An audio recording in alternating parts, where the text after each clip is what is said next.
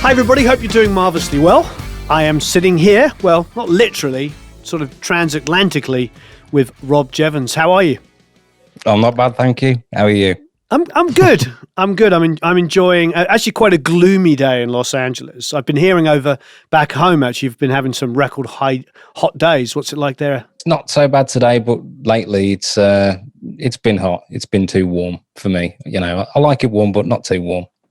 Marvelous. You have an interesting description, but then also an interesting career path. Meaning, for instance, like the opening gambit on your bio is British sound designer Rob Jevons. Credits include the Prodigy's #1 No Tourists. What I like about your career, listening to the stuff you've been working on, is now people are starting to recognize how important that is a part of modern music. How sound design, which when I was a kid, of course, sound design meant explosions. And, you know, yeah, and Foley and stuff like that. Yeah. But now increasingly, you know, music that we're listening to is just, you know, we're finding new and more exciting ways of making the sonic landscape seem really exciting. So how did you get into sound design? Did you come in through music? Tell us a little bit about your journey. Well, I suppose what it was really that got me interested in that side of things, because I come from a musical family. My mum's a piano teacher and my dad's a bass player. He was in a band in the 70s. It was signed to Polydor and all that. And so I had that, like a traditional music upbringing, I suppose. But then one Christmas, my sister had a Roland D10 synthesizer. I stuck the headphones on and started messing around with it. And I was thinking, wow, this is blowing my mind. On a daily basis, all I was listening to was piano scales for about 8 hours a day. When I was a kid. Oh, because your mum's teaching piano. Yeah. But we only had one CD in the house at the time, and that was a Little Richard CD, a live CD. Listened to it over and over again and thinking, wow, that dude can play piano, you know. So I started to get obsessed with Little Richard a bit. But then I was listening to the drums and I thought, oh, I want to be a drummer now, forget the piano. Did you join bands? Did you start producing stuff? What was your sort of next trajectory as you started to become a musician? It was just one random day in the house, and we had my cousin over, and he said, why don't we start a music club, right? Which I thought we'd just sit around listening to records or whatever, but he had other ideas. So he started playing on the guitar, and he went, play on the synth. And then my brother was just hanging around going, well, what do I do? For some reason, there was a load of drums in the shed, and then I was in a band with them. Not like that, right? We weren't like that for ages. That was only for about like 6 months or whatever, until, you know, we really got a drum kit, and then my cousin got an actual guitar. I really wanted to record something so we could listen back. Because my dad gave us this old reel-to-reel. What we had was just a dynamic mic. We plugged that in, stuck the mic out in the room, hooked up the reel-to-reel, and just went for it. But then that wasn't enough for me, right? In the kitchen at home, there was this old like radio that had like a telly in and a cassette deck. I thought, wow, that cassette, you know, when you press record on that, it sounds really good. And so what I did was I took that upstairs to where like all the gear was set out, and then we had this like PA desk, and I thought, hang on, I could stick all the mics in there and then put it into this thing. So I did that, and then you know, it was like, ready, let's record, go. And then halfway through the song, I was like, what's that smell? And I looked at this thing, and this thing was just like smoke coming out of it and everything, and I ruined it. But it was a great experience. But I was so disappointed that I couldn't do any more recording. But now you're in the ultimate world, which is, frankly, you know, about as far away from it. You're now in sound design. So now you're in the manipulation of digital information and the insanity that we can do with it. What DAW do you work in? You ready for this? I want to take a guess, but go on. I'm probably just I heard you say the first letter. But that doesn't surprise me. Mick Gordon also works in FL Studio. So when did you discover FL Studio? Were you a really early adopter when it first came out? When it was still Fruity Loops? Yeah, I think there was no like piano roll or whatever it is, or mixer in it. It was just a little sequencer. I just used it to make beats, and then I used to export that into. Do you remember Acid? Of course, yeah. Acid was amazing. Yeah. And so I just used to like just create like collages of audio in there out of like stuff that I'd made in FL, like the beat and all that. And I used to mess around with SoundForge and do like most of the interesting, more like sound design type of things in there, like adding effects and manipulating the audio in mad ways. It's old. I mean, was it late 90s? I remember in Pro Something Tools, like it that. was, you'd open it up as a separate software. I can't remember now specifically, but what I do remember is you could drag and drop loops in there and retime them immediately, years before Ableton could do it, years before even Elastic Audio was in Pro Tools. And it would just come in and go, chime it to the new tempo. Bang. When I used to record bands and stuff, I was using Cubase, but like as an electronic musician or whatever. It works for some people, but it didn't really work for me. The workflow, it was too slow to do things. And then in FL, you can do things in like 20 seconds, where in other things it will take you like 5 minutes. And I thought, well, what's the point? I might as well save myself some time, use it, despite the negative thing that, FL had at the time. It's not like that anymore. Everyone's different. It's just a tool to make music with. Doesn't matter what it is, and like as you say, man, if it sounds good, it is good. Yeah, definitely. Doesn't matter what you use. In your bio here, they talk about doing a whole bunch of synth programming for Ashen sound machines, Axis, Native Instruments, Steinberg, Nord, Electron. Are you doing stuff also with FL Studio? I have done some stuff. It's more licensing, really. So right. I go to them with a pack and they go, okay, we'll have it. Do you find then for you, part of the creative spark, because this is what I'm sensing, is the creation from scratch as opposed to going to a preset and then manipulating it? There's an excitement, I don't know what the right word is, an adrenaline rush when you're actually doing it from scratch yourself. There's nothing better, when you get given a synth or something and you have to program it and then turn it on, press the button, and it's just like a sine wave, the initialized sound, and you're thinking, okay, where can we go from here? And then you start messing around with it, and then you think you're taking it, pushing it really hard.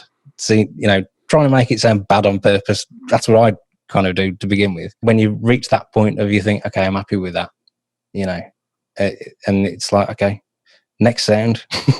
Yep. And it's just that throughout the day. Do you visualize stuff in your head and try to figure out how you're going to get that sound? Yeah, it's going to sound a bit weird, but like, I can see it, and it's there. And it's just like, from creating, you have to get to a point where it matches what you're seeing. Did you do sound design for music, or did you do sound design for film and TV and morphed into music? Or nobody's actually ever explained to me the sort of career path. I suppose it was in about 2007. I was messing around with Reason. I love the whole modular thing about Reason, and you can patch things up into this little combinator patch thing. I spent hours recreating like a TR-808, completely synthesized.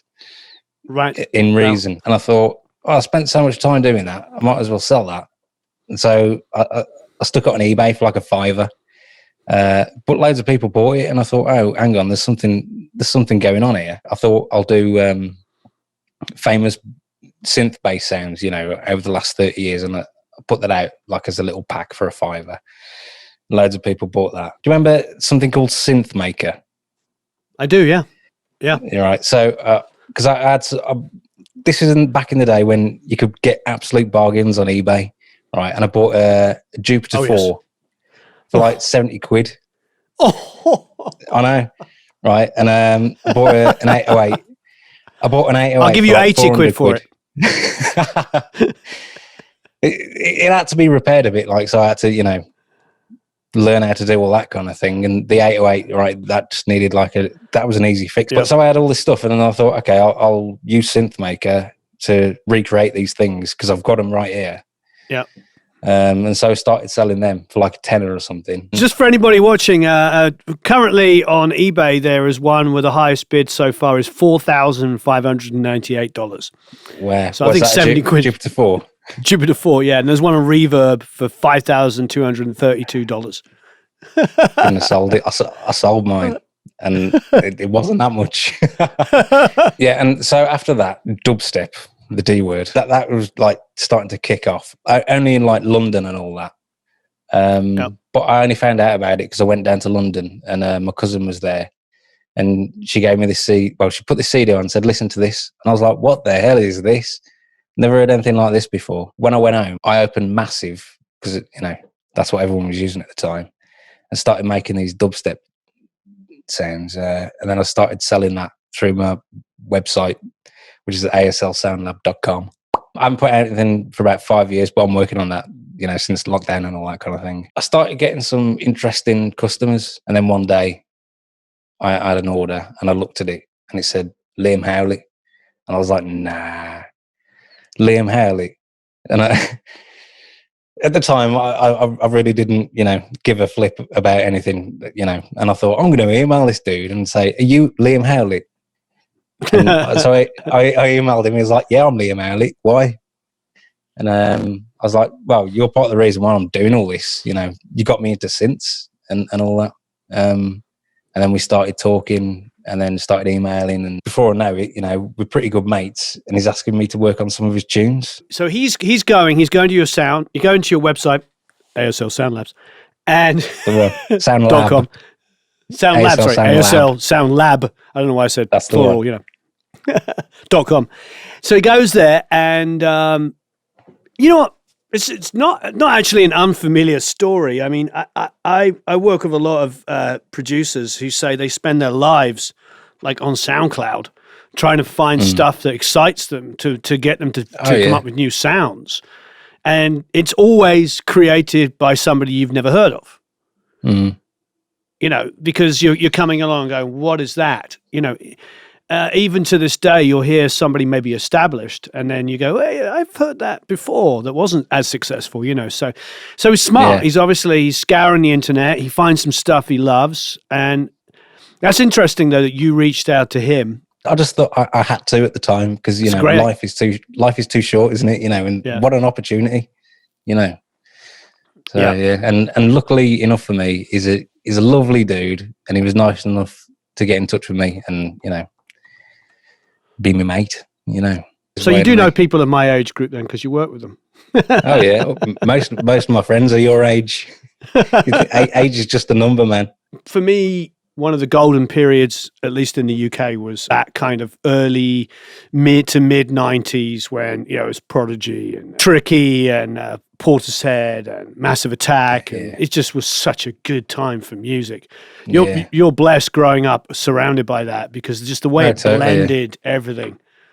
The great times, man, they were. On the flip side, you had all the guitar bands as well, Yeah, it was insane. Around that time. When I was your age, I'd go to a festival and the Prodigy would be on the same, it would be like Nirvana, Prodigy, Massive Attack, Beastie Boys, Pearl Jam, whatever. Everything was it was just freaking awesome. Now it's like, this is the rock festival. This is the EDM festival. It's like, no, I just want to go.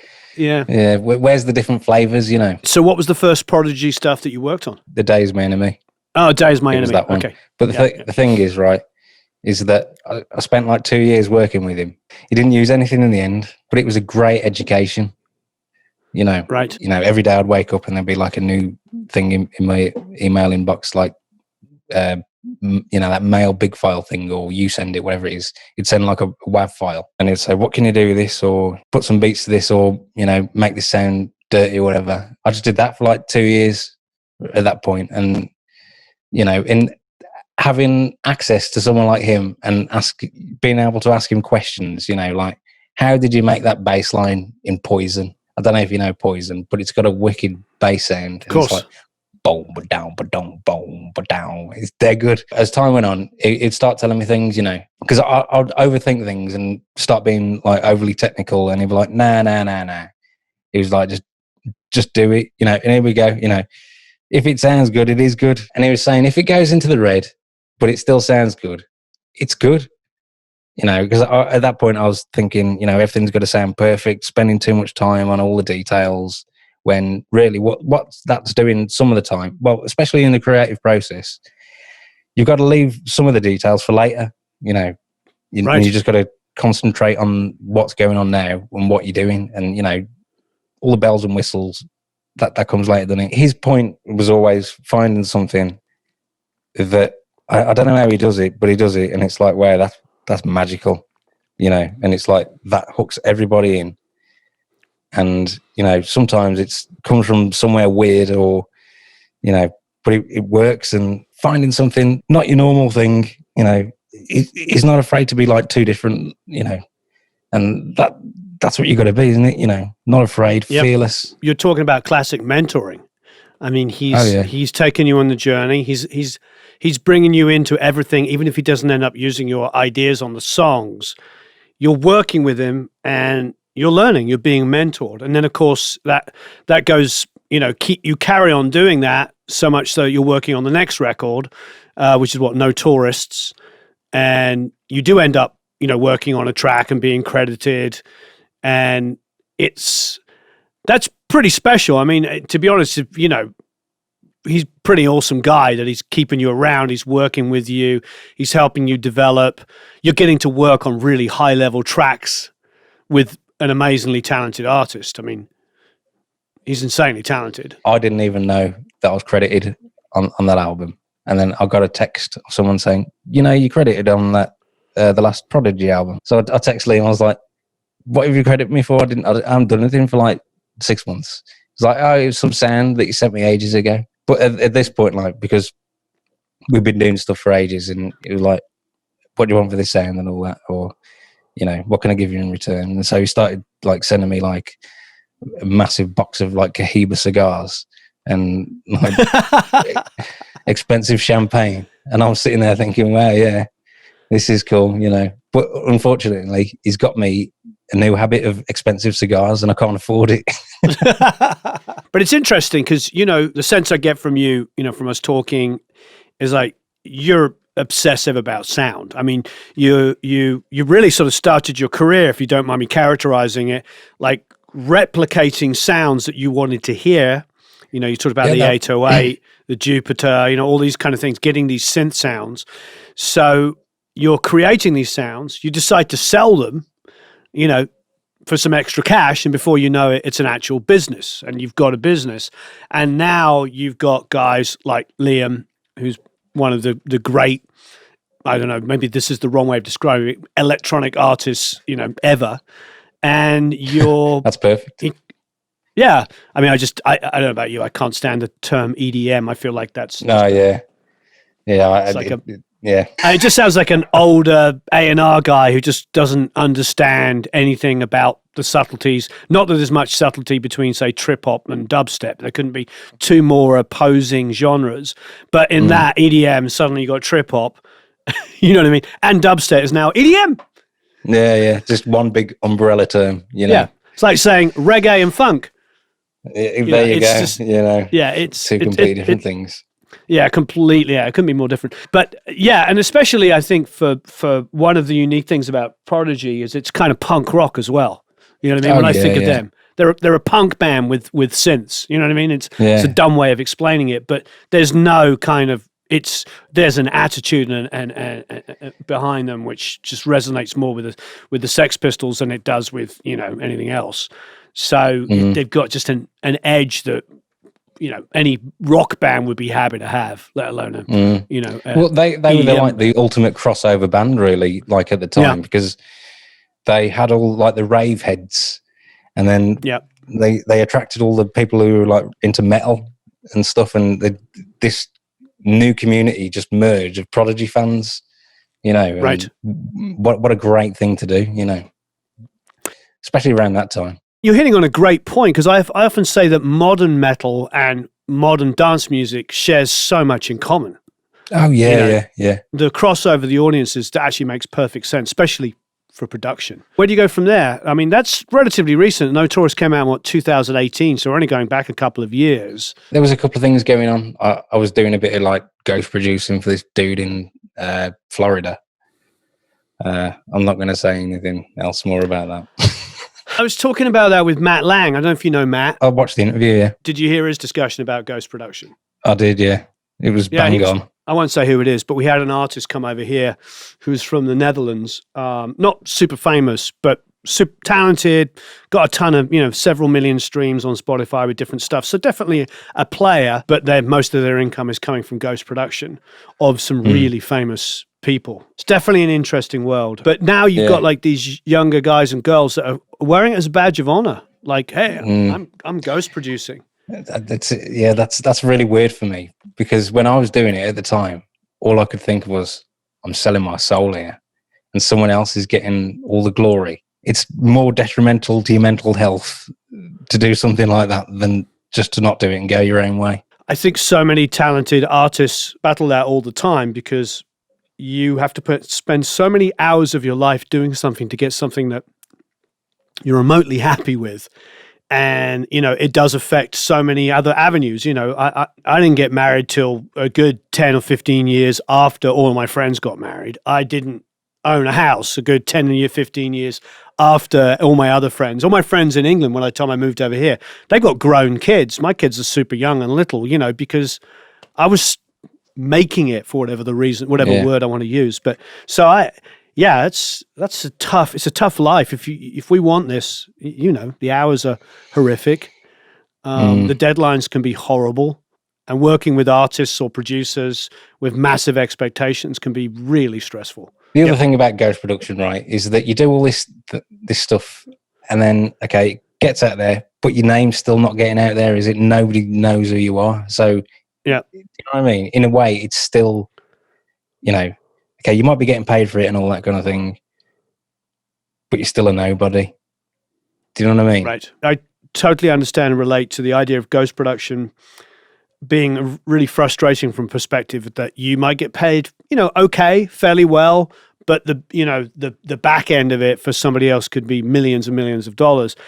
But do you feel like you learned from that? Were you getting any kind of experience from the guy or the person, not a guy or girl that you were producing, creating the tracks for? Were you getting feedback that actually make you grow, or were they purely just, taking your ideas? There was good and bad in it, I suppose. Right. It was a learning experience. Some of the things I was working on were completely not my genre. So I was, doing a lot of pop stuff and, stuff like that. And I'm thinking, why am I doing this? Where's all my credibility gone? But it's okay because nobody knows who I am. I'm a ghost producer. You did a remix album, Red, Gold, Green, and Blue, which is pretty insane because you've got Toots and the Maytals, you've got Michael Rose on it, Freddie McGregor, and Big Youth, all of which are my age group, Liam's age group, grew up, with two-tone and just like what that ballooned. I remember when I was a kid, Black Uhuru were top 10 albums, all of Bob Marley's stuff, Uprising, Exodus, these were huge. So these artists like resonate with me insanely. How did you get to do that? Okay, back to Liam Howlett then. He had a mate who was a rapper, and Liam asked me to like beef up his tunes a bit and make them sound, good, whatever. Because there were just demos at the time. We were working together for like 2 or 3 years. This rapper, same old Sean is his name. He's mates with Zach Starkey, who runs Trojan Jamaica. He didn't run it at the time then. Sean showed him these like remakes of his songs that I did. Sean said to me one day, he said, "You're going to get a call from Zach Starkey." And I thought, wow, that's pretty cool, And then like for a month, I never heard anything. And then all of a sudden I got this text saying, all right, Rob, it's Zach. Do you want to mix this song for me? Or make it sound good or whatever. Gave it a little bit of a mix and sent it back. He digged it, and then they put that out as a single. I wasn't really like full on into remixing at this point. I'd done a couple, but only for a laugh. You know what I mean? It was just something for my own personal thing. I'd stick it on YouTube, and people would go, "Yeah, that's cool." There was nothing ever released and not official. Didn't get the go ahead by the bands or whatever. He said to me, "I'm doing a tribute album to mark I think it was the 50th anniversary of Mark Bolan's death or something like that." Oh wow! Or his birthday, I can't remember. I said, just send me the vocals and I'll see what I can put to it. The way I approach remixing, I suppose like 15 years ago, whatever, it was always like a 4 to the floor beat with a vocal sample on, and that was a remix. And I thought, now I'm going to do something different with this. I'm going to turn them into their own songs in their own right. So he started sending me these vocals, and then I got one. It was like Chrissy Hind, Johnny Marr. He said, "Can you just mix this, right? Can you just mix it? Don't remix it, just mix it." And I said, "Yeah, man, that's sound." So Johnny Marr's on vocals, McCartney's on bass, and Ringo's on the drums, right? So I get all these multi-tracks, and I'm thinking, what I'm listening to McCartney, you know, in isolation, and Ringo, and then I thought I'm gonna solo the overheads, and so at the end of the track, right, Ringo goes, "Surely that's enough," and I'm thinking, wow, nobody's heard that. And then there's me thinking, yeah, flipping Ringo in my ears. Wow, was that the last like 1 or 2 years? That was pretty recent.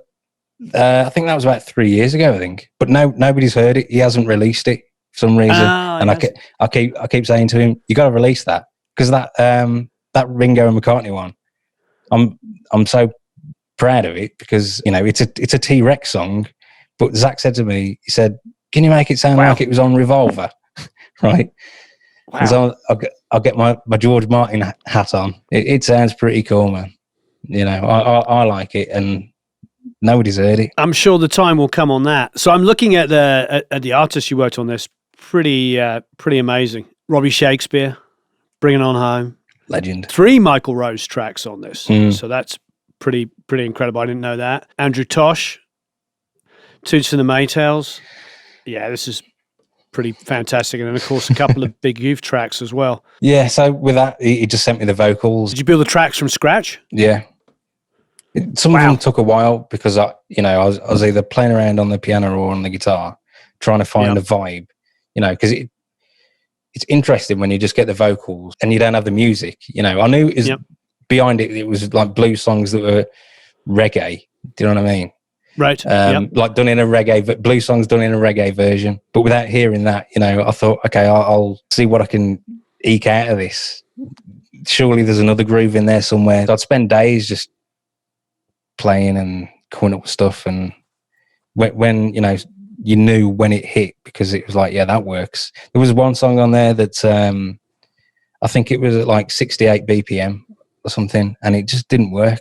And then I don't know what the BPM is now, but I mean, I totally changed like the timing of it all, turned it into some like hip hop song, like trippy hip hop song, and it did the trick, you know. But like knowing that was in there from the original song, you know, I don't know. I don't know where half of it came from, really, but I suppose just perseverance and just trying to find something that wasn't there. So there's guitar sounds and stuff on here. Are you sampling in?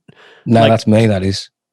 Oh, so you're playing the guitars on it as well? I'm playing the guitar and the bass and the piano and stuff like that. The unprogrammed drums that, like, you know, not the hip-hop type of tunes, that's my brother. So I used to send him like an MP3 and he'd record it in his garage on his electronic kit, and then send me back the MIDI file, and I'd put it into Superior Drummer. So you're playing like real instruments as well. You're doing programming. But did you have any reference? Did you get the original? I only heard it when he released the original album, not the remix album. So that was the first time I heard him, and it was really weird, you know, because I was used to my own versions, and hearing these other ones, you know, it's like, what? That's not right. That's pretty amazing. So I'm going to go back after this interview and listen to both versions. I'm excited to hear like just how the variety is between the two. That's pretty fantastic. Did you do this all remotely? So you're at home doing it, or did you end up going out to Jamaica? There was talk about going out to Jamaica, but it never happened. When you're working with someone with just their voice on their own, you kind of build this emotional connection to them, you know, because you're hearing every little nuance and what they're saying. So me, you know, I'm connected to these people emotionally, you know. What are you working on now? With aslsoundlab.com. Yep. I'm putting out I should have a new pack out in a couple of weeks for Serum, you know, that synth. I think I've got a couple of more remixes lined up with Zach. There's a rapper who wants to work with me. What I want to do is put out some of my own stuff that is, you know, just me.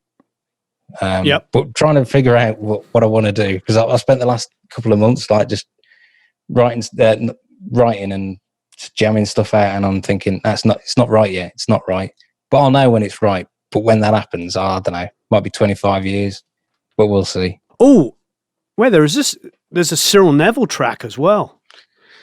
Oh. I don't think that's on the original album. It's not on the original album. I'm looking at the remix one. Yeah, that's pretty special. Well, it won't be when you listen to it, man. You'll know exactly what I mean. Zach put that on there because he loved it so much. it's a bit out there, I suppose. But unfortunately for Cyril Neville, it's his voice going through. There's a plugin called BitSpeak, and it makes you sound like one of those speak and spells. Remember a speak and spell when you press it and it goes like A-I-E. Do you know what I mean? Like a toy from the 80s. Yeah, I do. Yeah. So speak and spell. That's the one. So unfortunately for Cyril Neville, I made him sound like that, and I felt incredibly guilty. But Zach enjoyed it. There will be links to all of this below, so people can go and check it out. I love the sound of the track. Like I said, after this, I'm going to delve deep into the comparisons between the two. It's really interesting to hear that you did it in isolation without referencing the original, which sort of makes sense. I can't remember. There's a famous 70s Genesis record where they went into a studio or a house, or probably a house with the studio. It was a house, wasn't it? Yeah. Yeah, and they didn't listen to anybody's music. They weren't allowed to listen to anybody's music, and they had to create music without any way to like go. There was no radio, there was no record players, no tape decks, nothing. It was just like, just create music. That'll drive you mad, I think. You need something else to listen to, even if it's just completely different from what you're doing, Rob, nice one. Thank you ever so much. A lot of fun. Thank you very much. Yeah, I've actually enjoyed myself. I've been dreading this, and I've been getting myself in the right state about it. I haven't eaten properly for about a week. Oh my God. It's just me, mate. It's just me. I'm just another like wonky English guy that is trying to, eke a living out of music. Man, you're cool, man. You're a legend, and thanks again, for just talking to me. You didn't have to, but you did. You rock. We do great stuff. There's tons of links under here. You can go and check out the remix album. Thank you ever so much. Have a marvelous time, everybody. Thanks, Rob. And of course, please leave some comments and questions below.